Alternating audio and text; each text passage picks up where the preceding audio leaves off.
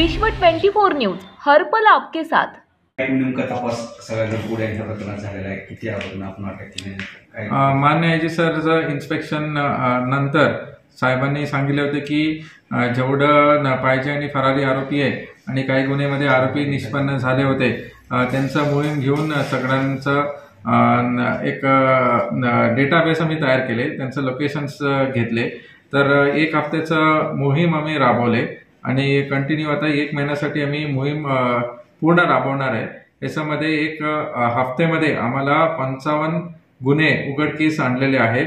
याच्यामध्ये आम्ही लगभग पाहिजे फरारी आणि जे निष्पन्न आरोपी होते असं 25 आरोपींना आता एक हफ्त्यामध्ये आमचं पुणे एलसीबी टीम आणि पोलीस स्टेशन कडून एवढं आरोपींना आम्ही उघडकीस आणलेले आहे।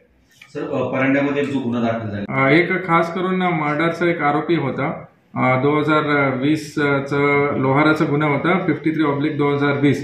याच्यामध्ये टोटल 3 आरोपी होते आणि 2 आरोपीला शिक्षा पण झाले, लाईफ इम्प्रिझनमेंट शिक्षा झाले। बट तिसरा आरोपी फरार होता, त्यांनी आम्ही ट्रेस करून त्याला तुळजापूरवरून आम्ही पकडलेलं आहे। ही ऍक्च्युली एक मोठं कारवाई एलसीबीचं आहे। मर्डरचा आरोपी कधी कधी भेटतच नाही, 20 वर्ष 30 वर्ष भेटत नाही, बट आम्ही त्याला ट्रेस करून अटक केलेली आहे। आणि त्याच्यावरती खास करून 10 गुन्हे आणखी गुन्हे होते, ते पण पूर्ण गुन्हे आम्ही उघडकीस आणलेले।